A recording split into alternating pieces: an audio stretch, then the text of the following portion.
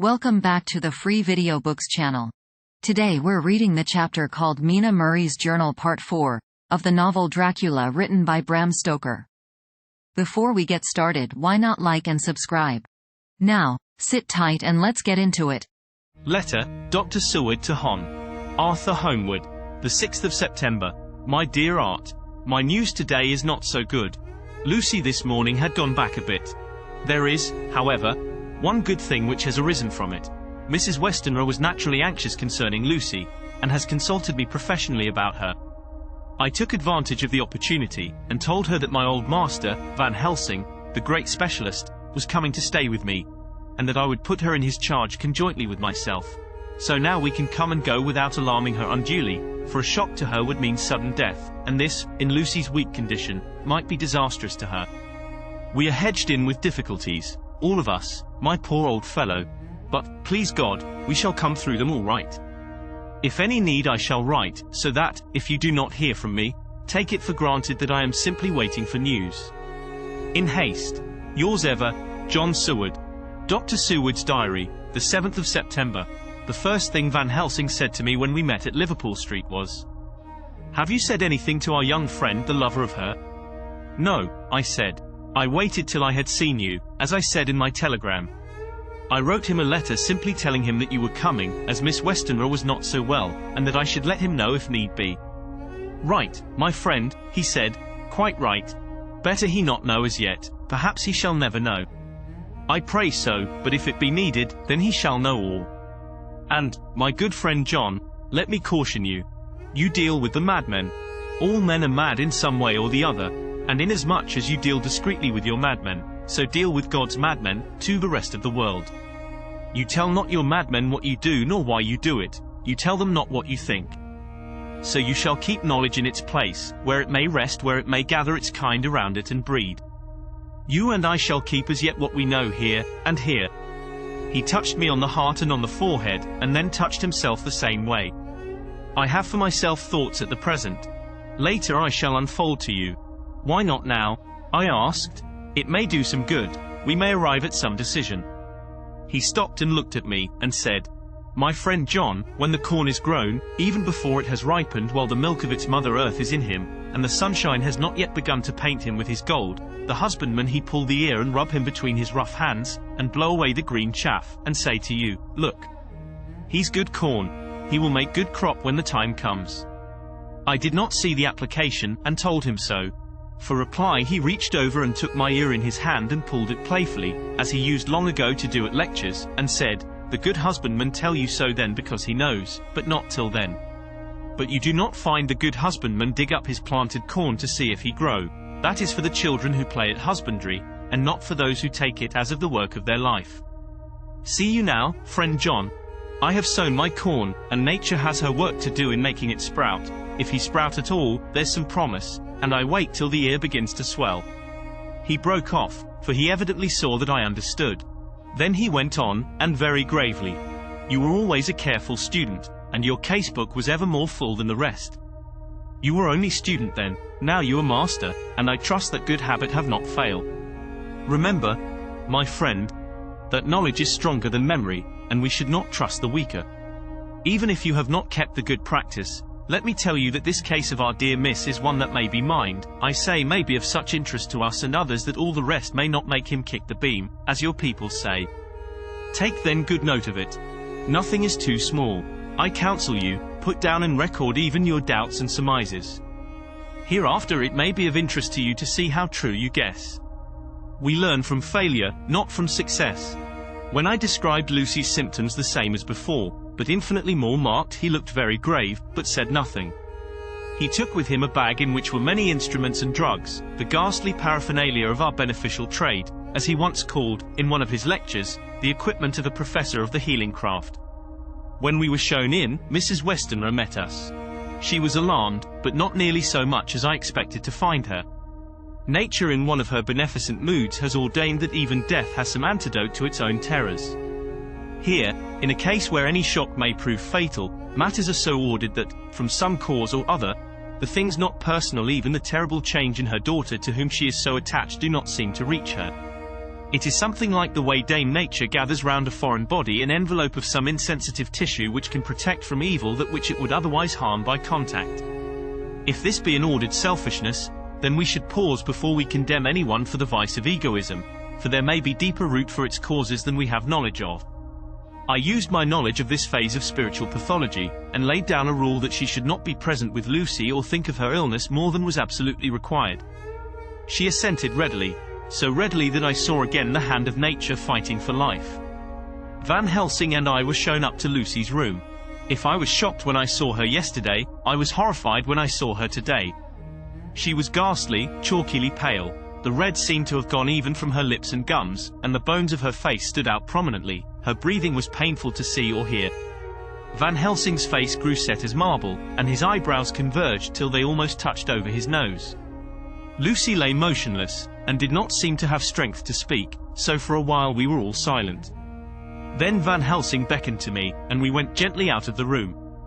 The instant we had closed the door, he stepped quickly along the passage to the next door, which was open. Then he pulled me quickly in with him and closed the door. "My God," he said, "this is dreadful. There is no time to be lost. She will die for sheer want of blood to keep the heart's action as it should be. There must be transfusion of blood at once. Is it you or me? I am younger and stronger, Professor. It must be me. Then get ready at once. I will bring up my bag. I am prepared." I went downstairs with him, and as we were going there was a knock at the hall door. When we reached the hall, the maid had just opened the door, and Arthur was stepping quickly in. He rushed up to me, saying in an eager whisper, "Jack, I was so anxious. I read between the lines of your letter, and have been in an agony. The dad was better, so I ran down here to see for myself. Is not that gentleman Dr. Van Helsing? I am so thankful to you, sir, for coming." When first the professor's eye had lit upon him, he had been angry at his interruption at such a time, but now, as he took in his stalwart proportions and recognized the strong young manhood which seemed to emanate from him, his eyes gleamed. Without a pause he said to him gravely as he held out his hand, "Sir, you have come in time. You are the lover of our dear miss. She is bad, very, very bad. Nay, my child, do not go like that." For he suddenly grew pale and sat down in a chair almost fainting. "You are to help her. You can do more than any that live, and your courage is your best help." "What can I do?" asked Arthur hoarsely. "Tell me, and I shall do it. My life is hers, and I would give the last drop of blood in my body for her."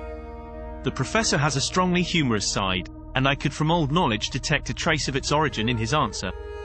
"My young sir, I do not ask so much as that, not the last. What shall I do?" There was fire in his eyes, and his open nostril quivered with intent. Van Helsing slapped him on the shoulder. "Come," he said. "You are a man, and it is a man we want. You are better than me, better than my friend John." Arthur looked bewildered, and the professor went on by explaining in a kindly way. "Young miss is bad, very bad. She wants blood, and blood she must have or die. My friend John and I have consulted, and we are about to perform what we call transfusion of blood to transfer from full veins of one to the empty veins which pine for him. John was to give his blood, as he is the more young and strong than me." Here Arthur took my hand and wrung it hard in silence. "But, now you are here, you are more good than us, old or young, who toil much in the world of thought. Our nerves are not so calm and our blood not so bright than yours." Arthur turned to him and said, "If you only knew how gladly I would die for her, you would understand." He stopped, with a sort of choke in his voice. "Good boy," said Van Helsing. "In the not so far off you will be happy that you have done all for her you love. Come now and be silent. You shall kiss her once before it is done, but then you must go, and you must leave at my sign. Say no word to madam. You know how it is with her. There must be no shock. Any knowledge of this would be one. Come." We all went up to Lucy's room. Arthur by direction remained outside. Lucy turned her head and looked at us, but said nothing. She was not asleep, but she was simply too weak to make the effort. Her eyes spoke to us, that was all. Van Helsing took some things from his bag and laid them on a little table out of sight. Then he mixed a narcotic, and coming over to the bed, said cheerily, "Now, little miss, here is your medicine. Drink it off, like a good child. See, I lift you so that to swallow is easy." Yes. She had made the effort with success. It astonished me how long the drug took to act. This, in fact, marked the extent of her weakness. The time seemed endless until sleep began to flicker in her eyelids. At last, however, the narcotic began to manifest its potency, and she fell into a deep sleep. When the professor was satisfied, he called Arthur into the room, and bade him strip off his coat. Then he added, "You may take that one little kiss whilst I bring over the table." Friend John, help to me. So neither of us looked whilst he bent over her. Van Helsing, turning to me, said, "He is so young and strong and of blood so pure that we need not defibrinate it." Then with swiftness, but with absolute method, Van Helsing performed the operation. As the transfusion went on, something like life seemed to come back to poor Lucy's cheeks, and through Arthur's growing pallor the joy of his face seemed absolutely to shine. After a bit I began to grow anxious, for the loss of blood was telling on Arthur, strong man as he was. It gave me an idea of what a terrible strain Lucy's system must have undergone, that what weakened Arthur only partially restored her. But the professor's face was set, and he stood watch in hand and with his eyes fixed now on the patient and now on Arthur. I could hear my own heart beat. Presently he said in a soft voice, "Do not stir an instant. It is enough. You attend him, I will look to her." When all was over I could see how much Arthur was weakened.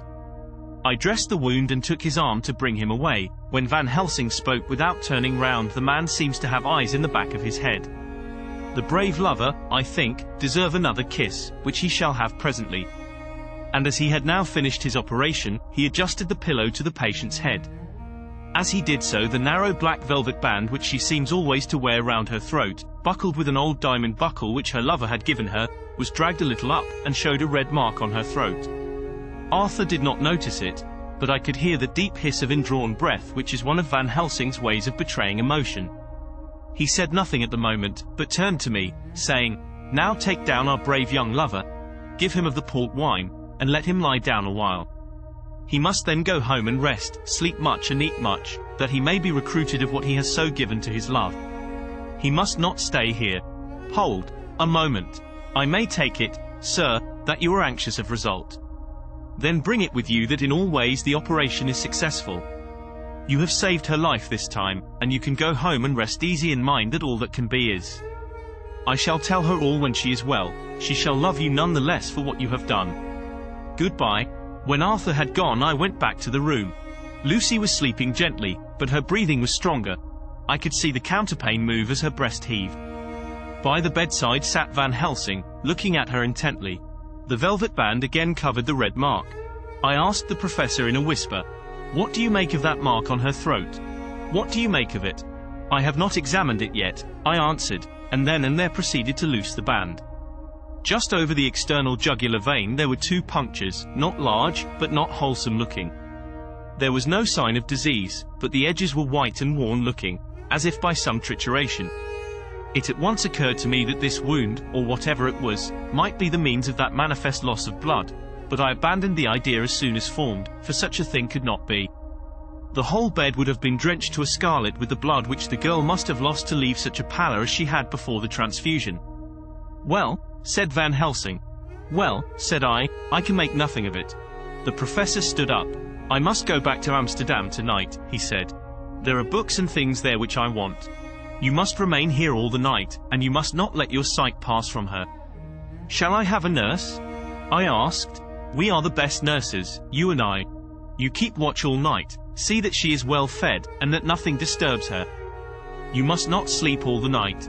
Later on we can sleep, you and I shall be back as soon as possible. And then we may begin." "May begin?" I said. "What on earth do you mean?" "We shall see," he answered, as he hurried out.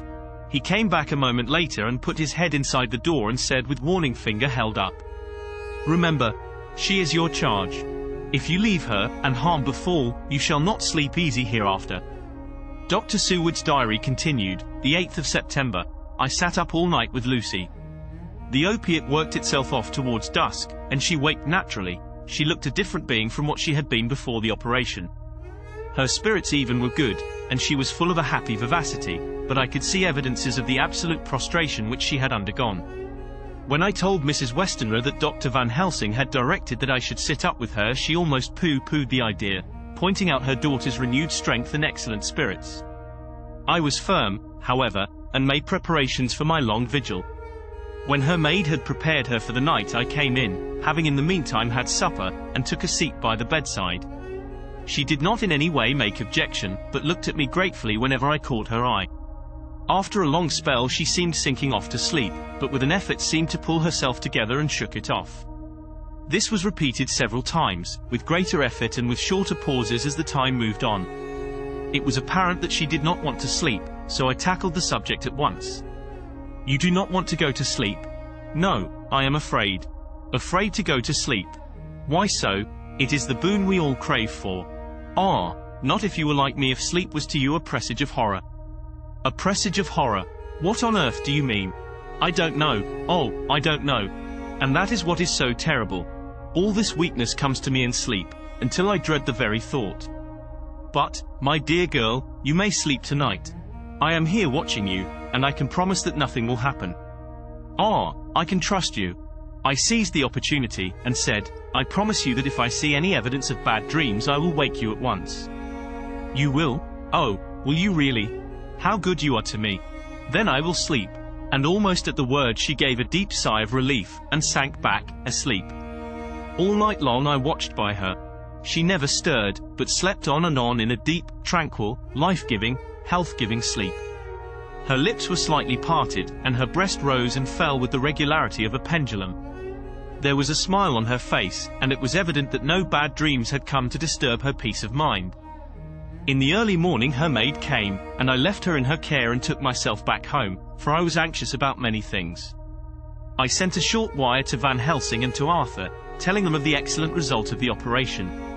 My own work, with its manifold arrears, took me all day to clear off. It was dark when I was able to inquire about my zooparagraph Mark Fagus patient. The report was good. He had been quite quiet for the past day and night. A telegram came from Van Helsing at Amsterdam whilst I was at dinner, suggesting that I should be at Hillingham tonight, as it might be well to be at hand, and stating that he was leaving by the night mail and would join me early in the morning. The 9th of September, I was pretty tired and worn out when I got to Hillingham. For 2 nights I had hardly had a wink of sleep, and my brain was beginning to feel that numbness which marks cerebral exhaustion. Lucy was up and in cheerful spirits. When she shook hands with me she looked sharply in my face and said, "No sitting up tonight for you. You are worn out." "I am quite well again. Indeed, I am, and if there is to be any sitting up, it is I who will sit up with you." I would not argue the point, but went and had my supper. Lucy came with me, and, enlivened by her charming presence, I made an excellent meal, and had a couple of glasses of the more than excellent port. Then Lucy took me upstairs, and showed me a room next her own, where a cosy fire was burning. "Now," she said, "you must stay here. I shall leave this door open and my door too. You can lie on the sofa, for I know that nothing would induce any of you doctors to go to bed whilst there is a patient above the horizon. If I want anything I shall call out, and you can come to me at once." I could not but acquiesce, for I was dog-tired, and could not have sat up had I tried. So, on her renewing her promise to call me if she should want anything, I lay on the sofa, and forgot all about everything. Lucy Westenra's diary, the 9th of September. I feel so happy tonight. I have been so miserably weak, that to be able to think and move about is like feeling sunshine after a long spell of east wind out of a steel sky. Somehow Arthur feels very, very close to me. I seem to feel his presence warm about me. I suppose it is that sickness and weakness are selfish things and turn our inner eyes in sympathy on ourselves, whilst health and strength give love rein, and in thought and feeling he can wander where he wills. I know where my thoughts are. If Arthur only knew. My dear, your ears must tingle as you sleep, as mine do waking. Oh, the blissful rest of last night. How I slept, with that dear, good Dr. Seward watching me. And tonight I shall not fear to sleep, since he is close at hand and within call. Thank everybody for being so good to me. Thank God. Good night, Arthur. Dr. Seward's diary, the 10th of September. I was conscious of the professor's hand on my head, and started awake all in a second. That is one of the things that we learn in an asylum, at any rate. And how is our patient? Well, when I left her, or rather when she left me, I answered. "Come, let us see," he said. And together we went into the room. The blind was down, and I went over to raise it gently, whilst Van Helsing stepped, with his soft, cat-like tread, over to the bed. As I raised the blind, and the morning sunlight flooded the room, I heard the professor's low hiss of inspiration, and knowing its rarity, a deadly fear shot through my heart. As I passed over, he moved back, and his exclamation of horror, "Gott in Himmel," needed no enforcement from his agonized face. He raised his hand and pointed to the bed, and his iron face was drawn and ashen white. I felt my knees begin to tremble. There on the bed, seemingly in a swoon, lay poor Lucy, more horribly white and wan-looking than ever. Even the lips were white, and the gums seemed to have shrunken back from the teeth, as we sometimes see in a corpse after a prolonged illness. Van Helsing raised his foot to stamp in anger, but the instinct of his life and all the long years of habit stood to him, and he put it down again softly. "Quick," he said, "bring the brandy." I flew to the dining room, and returned with the decanter. He wetted the poor white lips with it, and together we rubbed palm and wrist and heart. He felt her heart, and after a few moments of agonizing suspense, said, "It is not too late. It beats, though but feebly. All our work is undone. We must begin again. There is no young Arthur here now. I have to call on you yourself this time, friend John." As he spoke, he was dipping into his bag and producing the instruments for transfusion. I had taken off my coat and rolled up my shirt sleeve. There was no possibility of an opiate just at present, and no need of one, and so, without a moment's delay, we began the operation. After a time, it did not seem a short time either, for the draining away of one's blood, no matter how willingly it be given, is a terrible feeling. Van Helsing held up a warning finger. "Do not stir," he said, "but I fear that with growing strength she may wake. And that would make danger, oh, so much danger. But I shall precaution take. I shall give hypodermic injection of morphia." He proceeded then, swiftly and deftly, to carry out his intent. The effect on Lucy was not bad, for the faint seemed to merge subtly into the narcotic sleep. It was with a feeling of personal pride that I could see a faint tinge of color steal back into the pallid cheeks and lips.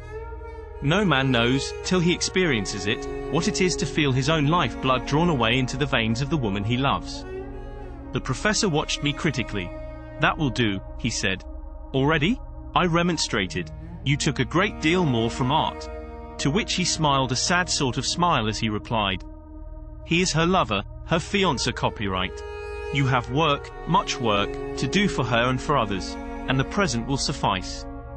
When we stopped the operation, he attended to Lucy, whilst I applied digital pressure to my own incision. I laid down, whilst I waited his leisure to attend to me, for I felt faint and a little sick. By and by he bound up my wound, and sent me downstairs to get a glass of wine for myself. As I was leaving the room, he came after me, and half whispered, "Mind, nothing must be said of this. If our young lover should turn up unexpected, as before, no word to him. It would at once frighten him and then jealous him, too. There must be none." So, when I came back, he looked at me carefully, and then said, "You are not much the worse. Go into the room, and lie on your sofa, and rest a while, then have much breakfast, and come here to me." I followed out his orders, for I knew how right and wise they were. I had done my part, and now my next duty was to keep up my strength. I felt very weak, and in the weakness lost something of the amazement at what had occurred. I fell asleep on the sofa, however, wondering over and over again how Lucy had made such a retrograde movement, and how she could have been drained of so much blood with no sign anywhere to show for it. I think I must have continued my wonder in my dreams, for, sleeping and waking, my thoughts always came back to the little punctures in her throat and the ragged, exhausted appearance of their edges, tiny though they were. Lucy slept well into the day, and when she woke she was fairly well and strong, though not nearly so much so as the day before. When Van Helsing had seen her, he went out for a walk, leaving me in charge, with strict injunctions that I was not to leave her for a moment. I could hear his voice in the hall, asking the way to the nearest telegraph office. Lucy chatted with me freely, and seemed quite unconscious that anything had happened. I tried to keep her amused and interested. When her mother came up to see her, she did not seem to notice any change whatever, but said to me gratefully, "We owe you so much, Dr. Seward, for all you have done, but you really must now take care not to overwork yourself. You are looking pale yourself. You want a wife to nurse and look after you a bit. That you do." As she spoke, Lucy turned crimson, though it was only momentarily, for her poor wasted veins could not stand for long such an unwanted drain to the head. The reaction came in excessive pallor as she turned imploring eyes on me. I smiled and nodded, and laid my finger on my lips. With a sigh, she sank back amid her pillows. Van Helsing returned in a couple of hours, and presently said to me, "Now you go home, and eat much and drink enough. Make yourself strong. I stay here tonight, and I shall sit up with little miss myself. You and I must watch the case, and we must have none other to know. I have grave reasons. No, do not ask them. Think what you will. Do not fear to think even the most not probable. Good night." In the hall 2 of the maids came to me, and asked if they or either of them might not sit up with Miss Lucy. They implored me to let them, and when I said it was Dr. Van Helsing's wish that either he or I should sit up, they asked me quite piteously to intercede with the foreign gentleman. I was much touched by their kindness. Perhaps it is because I am weak at present, and perhaps because it was on Lucy's account, that the devotion was manifested, for over and over again have I seen similar instances of woman's kindness. I got back here in time for a late dinner, went my rounds all well, and set this down whilst waiting for sleep. It is coming, the 11th of September, this afternoon I went over to Hillingham. Found Van Helsing in excellent spirits, and Lucy much better. Shortly after I had arrived, a big parcel from abroad came for the professor. He opened it with much impressment assumed, of course, and showed a great bundle of white flowers. "These are for you, Miss Lucy," he said. "For me? Oh, Dr. Van Helsing. Yes, my dear, but not for you to play with. These are medicines." Here Lucy made a wry face. "Nay, but they are not to take in a decoction or in nauseous form, so you need not snub that so charming nose, or I shall point out to my friend Arthur what woes he may have to endure in seeing so much beauty that he so loves so much distort. Aha, my pretty miss, that bring the so nice nose all straight again. This is medicinal, but you do not know how. I put him in your window, I make pretty wreath, and hang him round your neck, so that you sleep well. Oh yes, they, like the lotus flower, make your trouble forgotten. It smells so like the waters of Lethe, and of that fountain of youth that the conquistadors sought for in the Floridas, and find him all too late." Whilst he was speaking, Lucy had been examining the flowers and smelling them. Now she threw them down, saying, with half laughter, and half disgust, "Oh, Professor, I believe you are only putting up a joke on me. Why, these flowers are only common garlic." To my surprise, Van Helsing rose up and said with all his sternness, his iron jaw set and his bushy eyebrows meeting, "No trifling with me. I never jest. There is grim purpose in all I do, and I warn you that you do not thwart me. Take care, for the sake of others if not for your own." Then seeing poor Lucy scared, as she might well be, he went on more gently, "Oh, little miss, my dear, do not fear me. I only do for your good, but there is much virtue to you in those so common flowers. See, I place them myself in your room. I make myself the wreath that you are to wear. But hush, no telling to others that make so inquisitive questions. We must obey, and silence is a part of obedience, and obedience is to bring you strong and well into loving arms that wait for you. Now sit still a while. Come with me, friend John, and you shall help me deck the room with my garlic, which is all the way from Haarlem, where my friend Vanderpool raised herb in his glass houses all the year.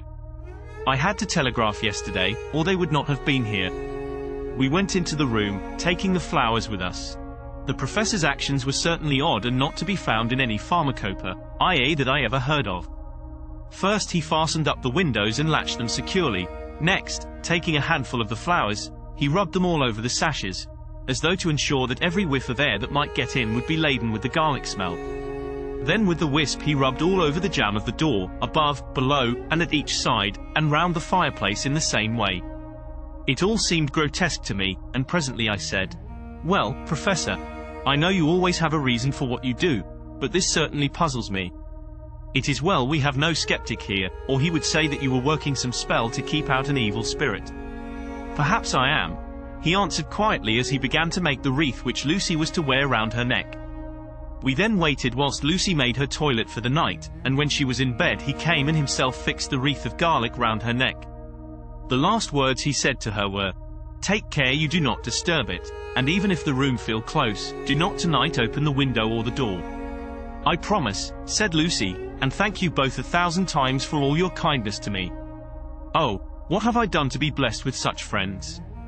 As we left the house in my fly, which was waiting, Van Helsing said, Tonight I can sleep in peace, and sleep I want 2 nights of travel, much reading in the day between, and much anxiety on the day to follow, and a night to sit up, without to wink. Tomorrow in the morning early you call for me, and we come together to see our pretty miss, so much more strong for my spell, which I have work. Ho! Ho! He seemed so confident that I, remembering my own confidence 2 nights before and with the baneful result, felt awe and vague terror. It must have been my weakness that made me hesitate to tell it to my friend, but I felt it all the more, like unshed tears. Did you enjoy today's chapter of Dracula? Why not subscribe and ring the bell? Next time we'll be reading the chapter, Lucy Westenra's Diary. Don't miss it.